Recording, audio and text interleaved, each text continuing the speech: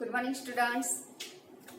Now we will learn our supplementary reading book and read 6. I miss you, mother.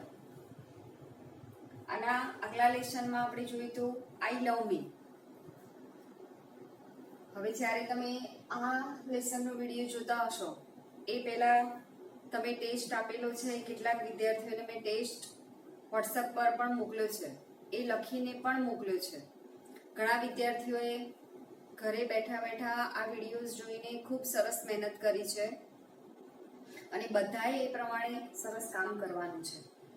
આ lesson ખૂબ સરસ મજાનું છે, જેમાં writer a girl telling about her mother when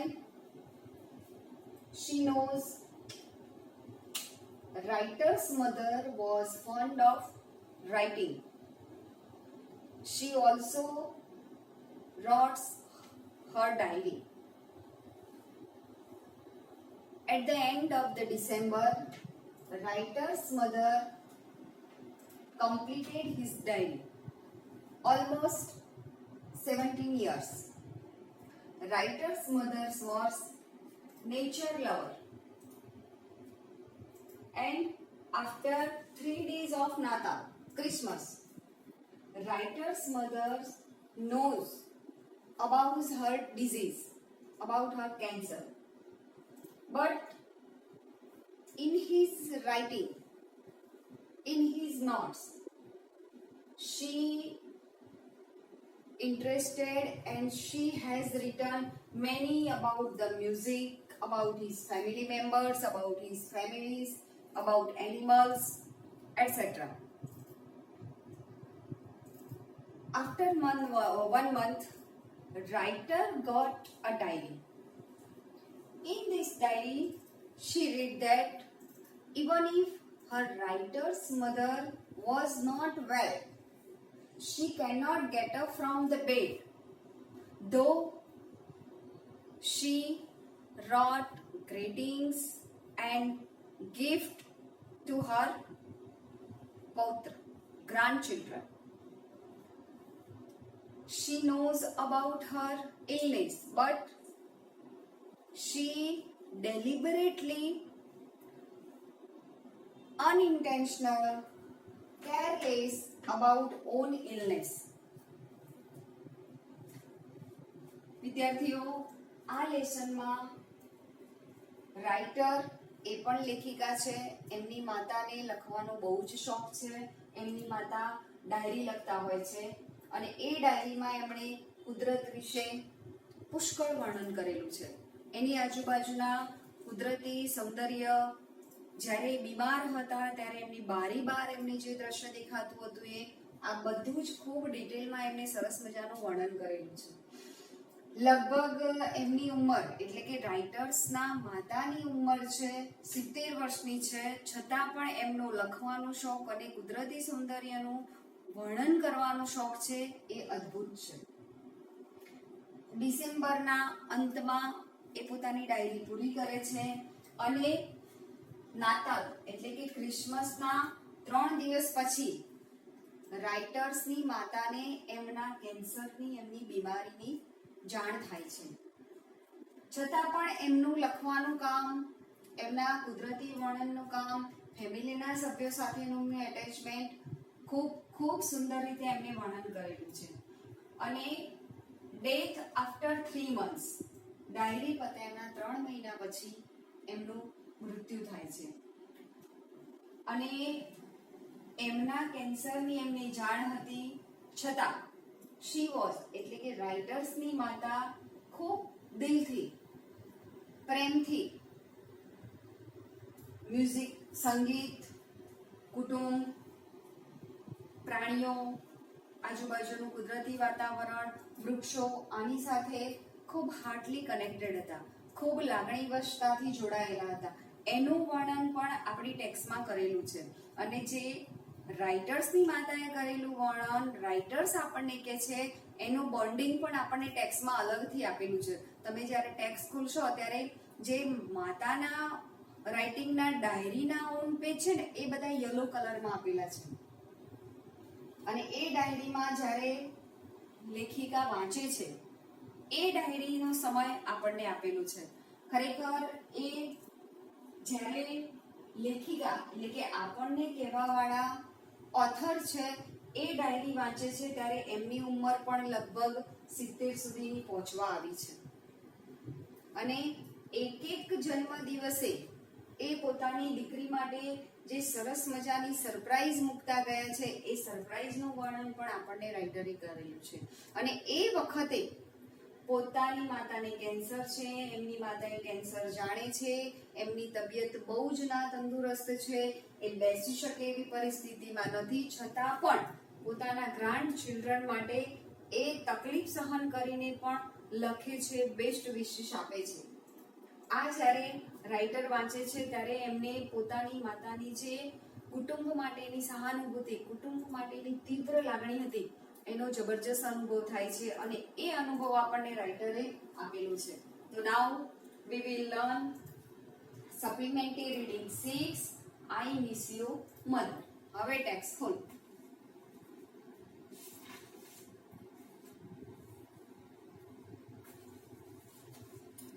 તમે જ્યારે ટેક્સ્ટ ખોલશો ત્યારે એમાં ચિત્ર પણ સરસ મજાનું આપેલું છે કે રાઇટર બાજુમાં બેઠા છે, એમની માતા બેડ પથારીમાં છે અને આખા ટેક્સ્ટને ખોલીને જોશો તો એમાં યલો કલરનું રાઇટિંગ સ્પેશિયલી અલગ રીતે આપેલું છે અને એ જે યલો રાઇટિંગ છે એ એમની માતાનું પોતાનું રાઇટિંગ છે અને ડાયરીના પેજ આપણને આપેલા છે જેથી કરીને આપણે એ ડિફરન્સ ખૂબ સારી રીતે સમજી શકીએ. Early in the autumn of 1984, my mother began writing the story of her life. Story of her life. Wife नहीं, આપણે life લખશું. She was an energetic woman in her 70s. It was her desire to put down her thoughts and memories in her My book. એમની બુકનું નામ છે. Once she came for dinner and told me that she had to work on her book. I laughed and asked her where the fire was. The fire was inside her. She finished her book in early December. 3 days after Christmas, her cancer was discovered and 3 months later, she was dead. ક્યારે આ ઘટના બની એનું વર્ણન આપેલું છે કે early in the autumn.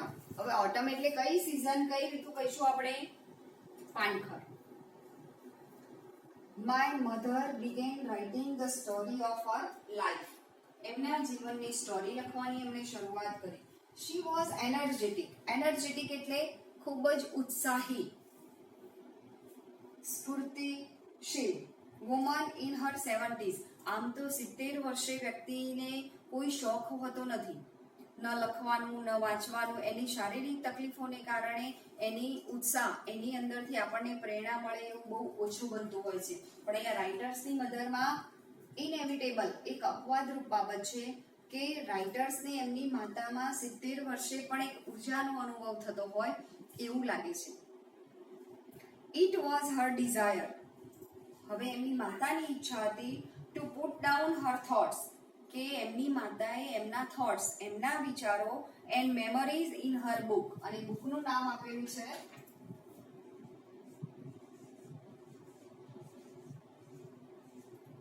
My book.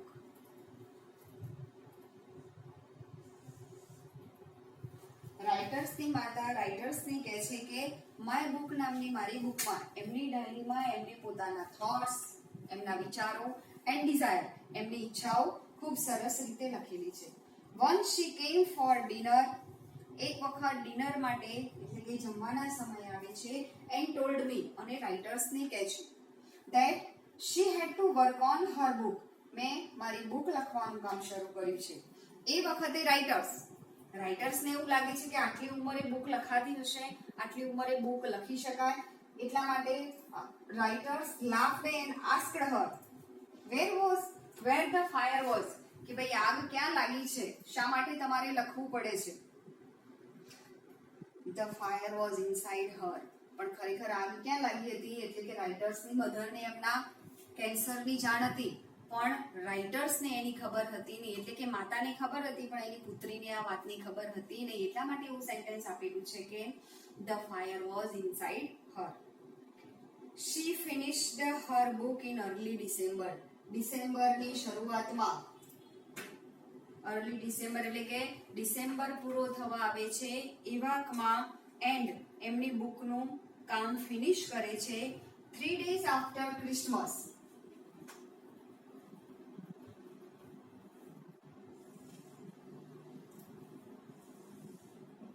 Three days after Natal Christmas,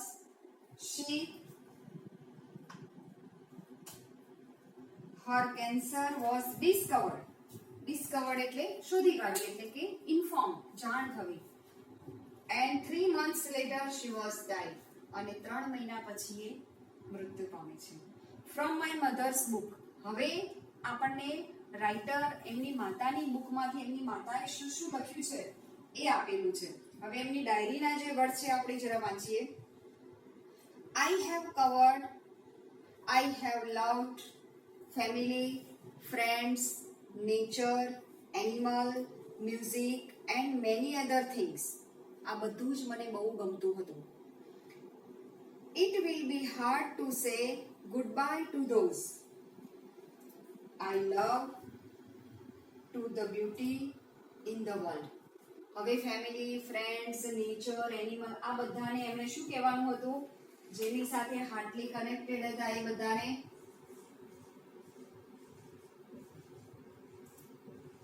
good bye, એટલે કે આ બધાથી એમને વિદાય લેવાની હતી. જેને ખૂબ પ્રેમ કરતા હતા એ બધાથી વિદાય લેવાની જ્યારે એમને ખબર પડી ત્યારે it's was very difficult, it was very unhappy events. હવે આઈ રીડ ધીઝ વર્ડ્સ. હવે લેખક પોતાની વાત કહે છે. I read these words for the first time when I was surrounded by packing boxes in my mother's apartment a month after her death. એમની માતાના મૃત્યુના 1 મહિના બાદ આપણને કહેવાવાળા લેખિકા જ્યારે ડાયરી વાંચે છે ત્યારે she was surrounded by packing of gifts. એમની મમ્મીએ એ પોતાની પૌત્રી માટે દર વર્ષની એક ગિફ્ટ પણ પેક કરીને મૂકી છે. કેટલું બધું પ્રી પ્લાનિંગ. પોતાને અસહ્ય કેન્સર હતું, બિલકુલ ચાલી શકાય, ઊભા ન થઈ શકાય એવી પરિસ્થિતિ હતી, છતાં પણ પુત્રી માટેનો પ્રેમ એમને આ બધું કરવા માટે પ્રેરણા આપી છે. I read these words. અને જ્યારે ઉપર યલો કલરમાં આપેલા ડાયરીના વર્ડ્સ આપણને કહેવાવાળા રાઇટર વાંચે છે ત્યારે she was surrounded by packing boxes in my mother's apartment. I tried to picture her face as I read the words, but the memories of the last 2 months as she lay dying were too painful. I closed her book. હવે વાંચતા વાંચતા ઉપરની ડાયરીના જે yellow page વાંચતા વાંચતા લેખકને શું યાદ આવે છે? તો એમને જે યાદ આવે છે I try to picture her face. એમની માતાનો ચહેરો યાદ આવે છે. કયો સમય હતો? Her face as I read the words but memories for the last 2 months. છેલ્લા 2 મહિના એટલે કે કેન્સરની જાણ થયા પછીના છેલ્લા જે 2 મહિના હતા અને 2 મહિના દરમિયાનનું પેઇનફુલ લે ડાઇંગ. લે એટલે પડ્યા રહેવું અને ડાઇંગ એટલે મૃત હાલતમાં પથારીમાં પડ્યા રહેલો માનો ચહેરો જ્યારે દીકરીને યાદ આવે છે ત્યારે એનું હૃદય ભરાઈ આવે છે. વેર ટુ પેઇનફુલ. એ બહુ જ દુઃખદ ઘટના હતી. આઈ ક્લોઝડ હર બુક. અને તરત રાઇટર વાંચતા વાંચતા એમની ડાયરી બંધ કરી દે છે. On a rainy Sunday afternoon, 1 year from the day my mother was admitted to the hospital, I suddenly knew the time had come to remember and honor her life and her death. For a month, I kept on reading the notebook I had kept during her hospitalization and my mother's book. When I finished reading, I realized that my mother was no longer lost to me. In some new and different way I had regained her. વળી પાછી એક દિવસ આવે છે on a rainy Sunday afternoon. બપોર પછીનો સમય છે, સન્ડે છે અને આજે જે વરસાદવાળું વાતાવરણ છે એવું રેની સીઝન છે. 1 year from the day my mother was admitted to the hospital. From the day, એક વર્ષ પછી એટલે કે મારી માતાને જ્યારે હોસ્પિટલાઇઝ કરી હતી એના એક વર્ષ પછીની આ ઘટના બને છે. I suddenly knew that I, અને અચાનક લેખિકાને યાદ આવે છે I had come to remember and honor, એના મૃત્યુનો જે દિવસ હતો જેને આપણે પુણ્યતિથિ કહીએ છીએ એ પુણ્યતિથિનો દિવસ છે અને એ દિવસે રાઇટર એમની માતાને ઓનર આપતા એટલે કે જેને સ્વર્ગમાં સદગતિ મળી છે એને આપણે માન આપીએ છીએ, શ્રદ્ધાંજલિ આપીએ છીએ. એ દિવસ હતો. for a month I kept on reading the book. એક મહિનાથી હું એમની બુક વાંચતી હતી. her hospitalization, એમણે હોસ્પિટલમાં રહીને પણ પોતાની બુક લખવાનું કામ ચાલુ રાખ્યું હતું. My mother's book. When I finished reading, અને જ્યારે આખી બુક વાંચવાનું કામ ફિનિશ થયું ત્યારે ઇન સમ ન્યૂ વે, કોઈક નવી જ પદ્ધતિથી, in a different way, I had regain, achieve, રીગેઇન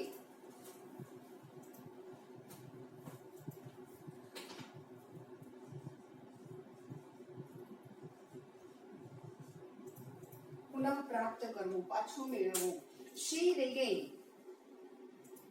હર. માતાના મૃત્યુનો એમને ખૂબ જ શોક હતો, ખૂબ જ એ દુખી હતા. પણ જ્યારે માતાની ડાયરી એમણે વાંચી ત્યારે રાઇટરને ખબર પડી કે ખરેખર મેં મારી માતા ગુમાવી નથી, but in a different way. She was with me, she with me, તે સતત મારી સાથે છે. From my notes dated January 21, 1985. હવે ડેટ વાઇઝ આપણને ડાયરીના પેજમાંથી કેટલી સરસ મજાની સુખદ પ્રસંગો છે યાદ કરીને કે છે. હવે એમની માતાએ જે ડાયરીમાં લખ્યું છે એ ડાયરેક્ટ લખાણ આપણને આપેલું છે. My mother continue two Amaze me, Amaze, surprise, તે સતત મને આશ્ચર્ય આપતી હતી. Despite what is happening to her body, એના શરીરમાં ડિસ્પાઇટ આમ હોવા છતાં, એની બોડીમાં અઘટિત બનતું હોવા છતાં, she continued to appreciate nature and the small bites of life. She continued to appreciate, એને સતત appreciate, કુદરતના વખાણ કરવાનું અને small bit of life, એના જીવનની નાની નાની ઘટનાઓમાંથી આનંદ લેવાનું એમણે ક્યારેય છોડ્યું નહોતું. જનરલી આજે આપણને એવું જોવા મળે છે કે જે વ્યક્તિને જાણ થાય કે મને કેન્સર છે તો એ જીવન જીવવાનો ઉત્સાહ, જીવન જીવવાનો આનંદ છોડી દે છે. પણ અહીંયા કંઈક ઉલટી ઘટના બની છે એટલે આપણા માટે બહુ ઇન્સ્પિરેશન વાળી વાત છે. Her room number 235 has a large window. હવે એમને જે રૂમમાં એડમિટ કર્યા હતા એ હોસ્પિટલની રૂમનું ડિસ્ક્રિપ્શન આપેલું છે. રૂમ નંબર 235 નંબરની રૂમ છે. હેઝ અ લાર્જ વિન્ડો, ત્યાં એક મોટી બારી હતી. She enjoyed watching birds busily flying outside, અને બારીમાંથી, બારી બહાર જે સતત પોતાની મસ્તીમાં મસ્ત ઉડતા હોય એવા પક્ષીઓને જોતા હતા. હવે રાઇટર પોતાની વાત કહે છે કે her pain is awesome, awesome, very very difficult. એમની જે તકલીફ હતી એ જબરજસ્ત અને ભયંકર હતી. She can no longer sit up, એ વધારે સમય બેસી શકતા પણ નહીં. ટુડે ઇઝ ગ્રાન્ડસન્સ બર્થડે, આજે એમના ગ્રાન્ડસન્સ, પૌત્રનો બર્થડે છે. એન્ડ સમહાઉ, કોઈ પણ ભોગે, she managed to write a note to him, એમણે કોઈ પણ ભોગે એને લખાણ લખવાની શરૂઆત કરી. One day I will tell him of the unimaginable amount of efforts his grandmother put into writing these notes. હવે આપણે જરા રિલેશન સમજી લઈએ. આપણને સ્ટોરી કહે છે રાઇટર, એટલે કે એક પુત્રીની મમ્મી બીમાર છે, એટલે કે પુત્રને દીકરી કે દીકરા માટે એમની નાનીએ, ટૂંકમાં જેને કેન્સર છે કોણ છે? નાની છે. અને એ નાનીએ એમના ગ્રાન્ડસન માટે કેટલી બધી તકલીફ લઈને પણ કામ લખ્યું છે એ વાત આપણને આપેલી છે. One day I will tell him of, એટલે કે હવે રાઇટર છે ને પોતાના બાળકોને કહે છે કે નાનીએ કેવી અઘરી પરિસ્થિતિમાં તમને આટલું બધું આપ્યું છે. અનઇમેજિનેબલ, ઇમેજિનેબલ એટલે જેની કલ્પના કરી શકાય તેવું, અને અનઇમેજિનેબલ એટલે અકલ્પનીય. અમાઉન્ટ ઓફ એફર્ટ, એટલો બધો સખત પ્રયત્ન કર્યો તો his grandmother put into writing this note, બાળકોના માટે આ લખાણ લખવામાં તમારી નાનીએ જબરજસ્ત, તમે કલ્પના ન કરી શકો એવો પ્રયત્ન કર્યો છે. વન વાર્મ ડે ઇઝ ફેબ્રુઆરી, બીજો જ આવો એક હૂંફ આપી શકે, પ્રેરણા આપી શકે એવો દિવસ છે ફેબ્રુઆરીનો. I open the window in her room, જ્યાં એડમિટ કરેલા હતા એમની માતાને, ત્યાં જઈને એમની માતાનો રૂમનો જે વિન્ડોઝ બારી છે એ બારી રાઇટર ખોલે છે. The soft scented air spilled up in, અને જેવી બારી ખોલી, બારી બાર સરસ મજાના સુગંધી પુષ્પો વાવેલા હતા, પ્લાન્ટિંગ કરેલું તો એ પ્લાન્ટમાંથી, એ પુષ્પમાંથી સેન્ટેડ એટલે સરસ મજાની સુગંધ બારી ખોલતા જ અંદર આવે છે. My mother opened her eyes, અને એમની માતા પથારીમાં આંખો ખોલે છે. એન્ડ આસ્કડ, અને પૂછે છે, is the grass beginning two grow, એટલે કે ગ્રાસ એટલે કે આપણે જે વાવેલું હતું એ ગ્રાસ કે છોડ શું મોટા થવા લાગ્યા છે? આવું પથારીમાં ઊંઘે ઊંઘે પણ એ પૂછે છે. I closed my eyes and the stream of the memories ran across, આ વાતો યાદ કરીને વાંચતા વાંચતા લેખક ફરીથી પોતાની આંખો બંધ કરી દે છે. And stream of the memory, stream એટલે ઝરણું, એટલે કે જૂની જે બધી યાદો હતી એ ઝરણાની માફક વહેવા લાગે છે. Run across. From my diary when I was 5 years old, હું જ્યારે 5 વર્ષની હતી ત્યારે, વળી પાછું ડાયરીનું પેજ આપણને આપેલું છે એટલે અહીંયા બે ઘટનાઓ એક સાથે ચાલે છે. રાઇટરે એમની માતા સાથે જે સમય વ્યતીત કર્યો હતો હોસ્પિટલાઇઝેશન વાળો એ, અને એમની માતાની ડાયરી, બંને ઘટનાઓ આપણને એક સાથે આપેલી છે. હવે એમના ડાયરીના page. I have stepped out of the house in the middle of a summer night to watch the grass and flowers in our garden. Suddenly my mother is at my side. Instead of sending me back to bed, she joined me. We sit there together, listening to the noise made by sidaka, a type of insect, એક પ્રકારનું જંતુ છે.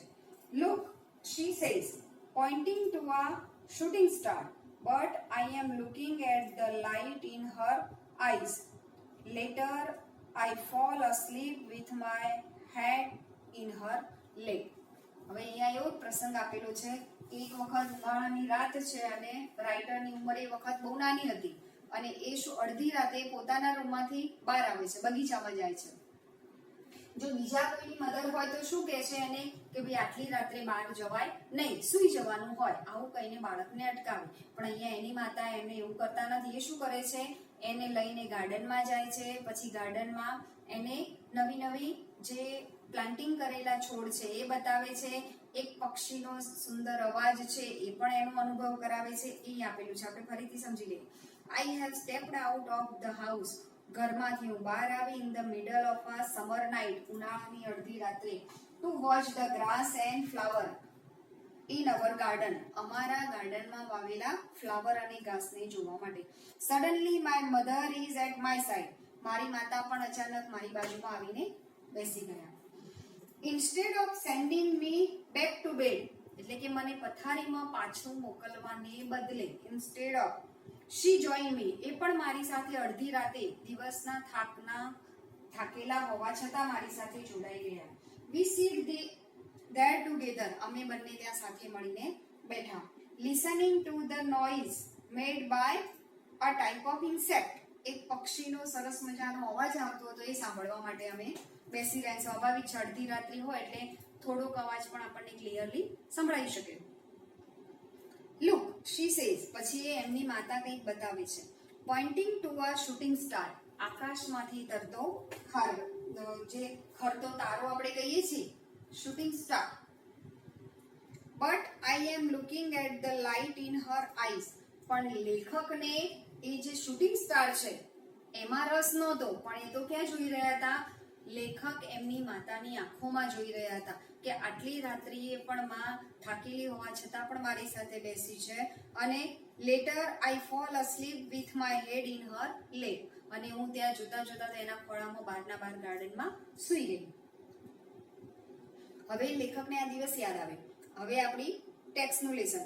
I remember the day my mother asked that I write a last message from her to each member of the family. I wrote through my tears. I was aware that while my mother was accepted her death, I hadn't. Over the next few days, my mother wanted to talk about her life, so we began our long final conversation. As we talked, the picture of my mother's life grew stronger. એમની માતા સાથેના છેલ્લા દિવસના ઘટનો. I remember the day my mother asked that, જ્યારે મારી માતાએ મને પૂછ્યું હતું, I write a last message. અંતિમ ક્ષણ હતા જ્યારે પથારીમાં, ત્યારે એમની માતા એમ કહે છે કે મારે ફેમિલીના દરેક સભ્ય માટે મેસેજ લખવો છે. I write a last message from her to each member of the family. I wrote through my tears. અને રાઇટર રડતા જાય છે અને માતાનો મેસેજ ડાયરીમાં લખતા જાય છે. I was aware that, મને ખબર હતી કે while my mother has accepted her death, કે મારી માતાએ મૃત્યુ સ્વીકારી લીધું છે, but I hadn't, પણ એનું મૃત્યુ એમની દીકરી સ્વીકારી શકતી નથી. એટલે કે જેમ જેમ મૃત્યુ નજીક આવે છે એમ હોવા છતાં પણ એમની માતાનું લખવાનો ઉત્સાહ, connected with the family, music, friends, એ જરા પણ ઓછો થયો નથી. એ એઝ યુઝ્યુઅલ લાઈફ જીવવાનો પ્રયત્ન કરે છે. Over the next few days my mother wanted to talk about her life. વળી પાછું થોડાક દિવસ પછી એમણે, એટલે કે લેખકની માતાએ એમના જીવનના જૂના વીતેલા દિવસો વિશે ચર્ચા કરે છે. સો વી બિગેન અવર લોંગ ફાઇનલ કન્વર્ઝેશન. અને રાઇટરને લાગે છે કે કદાચ અમારા બંને વચ્ચેનું આ છેલ્લું કન્વર્ઝેશન, વાતચીત હતી. એઝ વી ટોક, જેમ જેમ એ બંને વાતો કરતા હતા, the picture of my mother's life grow stronger. એમ એમ એમના જીવનનો જે ઘટનાક્રમ હતો, એમના જીવનનું જે ચિત્ર હતું, એ સ્પિરિચ્યુઅલી અને ઇન્સ્પિરેશનની દ્રષ્ટિએ ખૂબ જ વધારે સ્ટ્રોંગ બનતું હોય એવું મને લાગતું હતું. હવે જો એમને એ જ ઘટનાક્રમ એમની બુકમાં આપેલું છે. From my mother's book, I haven't forgotten what it's like to be a young. All she hopes and anxieties and the generation in everything you do is going to advance or wreck your life. No in between when you are young. એમની ડાયરીના page છે ફરીથી. I haven't forgotten what it is like to be young. All the hopes and anxieties and sensation in everything you do is going to advance or wreck your life. wreck એટલે વિનાશ કરવો. જો તમે તમારા sensation, એટલે કે મારા ગયા પછી તારા જીવનમાં કોઈ પણ સેન્સેશન અતિશય હોવું જોઈએ નહીં, નહીં તો એ તારા જીવનનું નાશ કરશે, તારી યુવાની એમાં ખલાસ થઈ જશે. નો in between when you are going, એટલે કે તારા યુવા અવસ્થાના ઇન્સ્પિરેશનમાં, યુવા અવસ્થાની સ્પિરિટમાં કોઈ વચ્ચે આવવું જોઈએ, એટલે કે તારી પ્રગતિમાં મારું મૃત્યુ બાધારૂપ બનવું જોઈએ. ઇનડાયરેક્ટલી એમનું કહેવું આ છે. હજુ આગળ પણ એ કંઈક કહે છે. My ambition was to go on a stage. My sister and I took dancing lesson and practiced difficult steps. In those days, I thought I would be a famous actress. It was all a dream of course. શા માટે આગળનો paragraph એવું કહ્યું કે તારા જીવન વિકાસમાં મારું મૃત્યુ બાધારૂપમાં બનવું જોઈએ? તો my ambition was to go on a stage, એટલે કે આપણા જે સ્ટોરી કહેવાવાળા રાઇટર છે એમની મહત્વાકાંક્ષા એક ડાન્સર બનવાની હતી. My sister and I took a dancing lesson. અમે જ્યારે ડાન્સના સ્ટેપ કરતા હતા, પ્રેક્ટિસ ડિફિકલ્ટ સ્ટેપ, એમાં કેટલાક અઘરા સ્ટેપ્સ હોય તો એમની બેન પણ એમની સાથે એમને પ્રેક્ટિસ કરાવવામાં મદદ કરતી.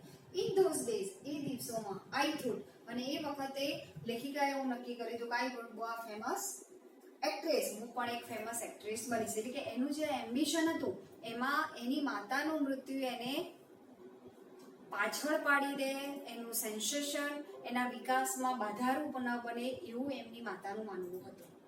It was all my dream of course, એ મારું સ્વપ્ન હતું. હવે પાછી હોસ્પિટલની વાત આવી. Lying in the hospital, my mother had other dreams. હોસ્પિટલમાં રહે પણ મારી માતાનું બીજું એક સ્વપ્ન હતું. One morning she awoke and told me of her dreams. એક વખત એ પથારીમાંથી જાગી અને એને એનું સ્વપ્ન પોતાની દીકરીને, એટલે કે આપણને સ્ટોરી કહેવાવાળા જે રાઇટર છે એમને કહ્યું.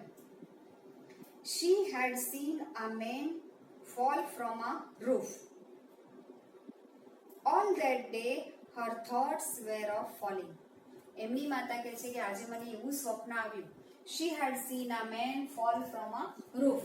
કોઈ છાપરા ઉપરથી માણસ પડતો હોય એવા મને વિચારો આવે છે.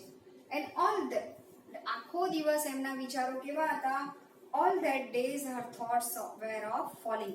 કંઈક ના કંઈક પડતું હોય, એટલે કે ધીમે ધીમે જીવનનો અંત તરફ એ આગળ વધતા હોય. એ દિવસ દરમિયાન આખો દિવસ એમના થોટ્સ એવા હતા.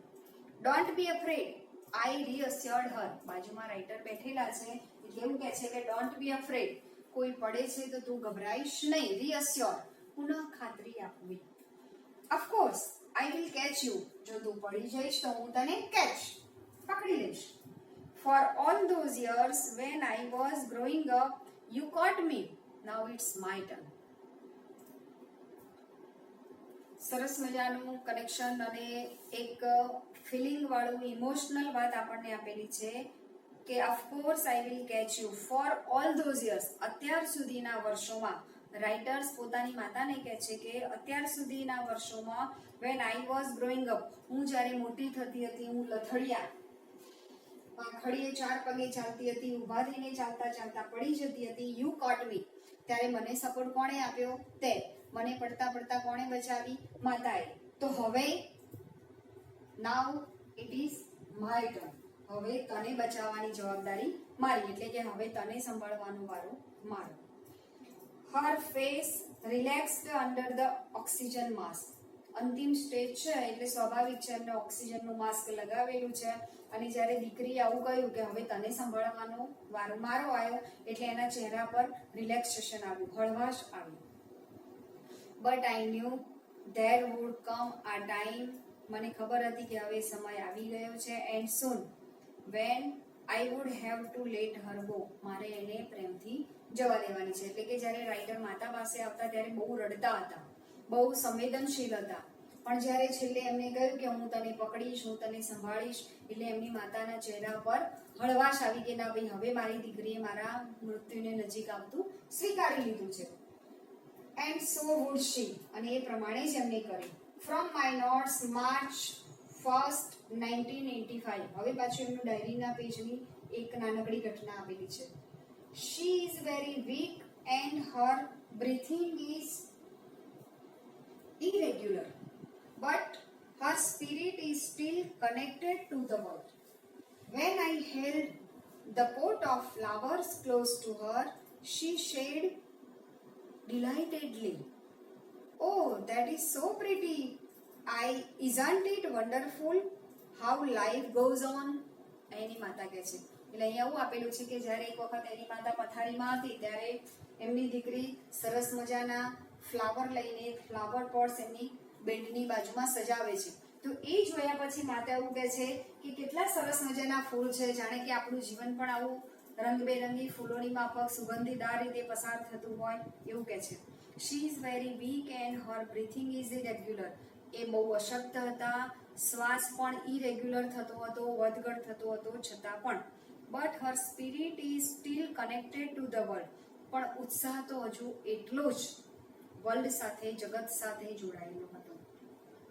when I held the pot of flowers, જ્યારે મેં ફૂલનો ગુલદસ્તો મૂક્યો, she said delightedly, એકદમ હળવાશથી, કોઈ પણ જાતના દુઃખ વગર, કોઈ પણ જાતની વેદના વગર, મરવાનો અફસોસ પણ વ્યક્ત કર્યા વગર, oh that is so pretty, આ ફૂલો બહુ સરસ છે.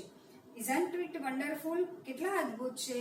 How life goes on, જાણે કે જીવન સરસ રીતે પસાર થાય છે. That next to last evening of my mother's life, she stared out of the windows into the blackness.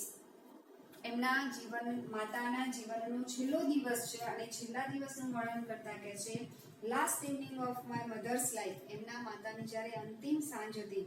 she stared out એટલે looked, ધારીને જો, looked.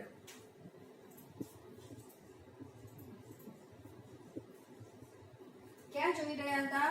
looked out of the windows into the blackness, બહાર અંધકાર હતો અને અંધકારમાં એ જોઈ રહ્યા હતા. what are you looking at, I asked. એટલે રાઇટર આવે છે અને પૂછે છે કે તું અંધકારમાં શું જોઈ રહી છે? nothing, she replied. ત્યારે એમની માતા કહે છે કે કાંઈ નહીં. well, I said, look at me. પછી રાઇટર એવું કહે છે કે જો તું મારી સામે જો. more than anything else, I wanted her last moments more than anything else. અને એ વખતે રાઇટરનો એવો પ્રયત્ન હતો કે કંઈ પણ નહીં, પણ છેલ્લામાં છેલ્લી ક્ષણો સુધી મારે એને સંપૂર્ણ ઉત્સાહ અને આનંદથી વિદાય આપવો છે. I wanted them to be spent looking at the face of someone who loved her. I wanted, writer એવું ઈચ્છતા હતા કે અંતિમ સમયે બ્લેકનેસ કે અંધકાર ન જોવે, પણ એ જેને પ્રેમ કરે છે, whom she loved her, એનો જ ચહેરો એની સામે રમતો હોવો જોઈએ. The summer after my mother's died, મૃત્યુ પછીની. When the first yellow lily appeared, I ran into the house to telephone my mother with the news. Then I remembered that she is no more. Even now I keep thinking of things I ought to tell her, things I wanted to ask her. She had a way of giving pre-perspective to my life. હવે અચાનક મૃત્યુના ઘણા સમય પછી, the summer after my mother's died, when the first yellow lily appeared, લીલીનું એક પ્રથમ ફૂલ જ્યારે ગાર્ડનમાં ઉગ્યો, ત્યારે રોજની જેમ જ્યારે ગાર્ડનમાં એક નવું પુષ્પ ઉગે ને, ત્યારે રાઇટર દોડતા દોડતા એની મમ્મીને કહેવા જતા કે આજે નવું પુષ્પ ઉગ્યું છે, આજે આ નવું ફૂલ આવ્યું છે. I ran into the house to telephone my mother. એ દોડતા દોડતા એમની મમ્મીને ફોન કરવા માટે ગયા. Then I remembered, પછી એમને યાદ આવે છે કે she is no more, હવે તો એ હયાત નથી. Even now, અને છતાં પણ I keep thinking of things I ought to tell her, છતાં એમને એવું લાગ્યું કે હું કહીશ. એટલે કે એમના માતાના ફોટા પાસે જઈને પોતાના વાતની એ રજૂઆત કરે છે. From my mother's book, અને એમની માતાની બુકમાંથી એમને એવો અહેસાસ થયો હતો કે ભલે ફિઝિકલી મારી માં હાજર નથી, પણ હું જે કંઈ પણ કહું છું, હું જે કંઈ પણ બોલું છું, એ તો એ સાંભળે છે. એટલે માત્ર એમના ફોટા પાસે જઈને એ લીલી ઉપર આવેલા જે લીલુંનું ફૂલ છે એનું વર્ણન કરે છે. When I turned 70, હવે જ્યારે રાઇટર 70 ના થાય છે, someone asked me how it felt to have arrived to such an age as well. Even though my body isn't the same, I am still the same. I will always be girl who loved cats, flowers and reached home from school to practice my dancing lessons. Inside I am still that person.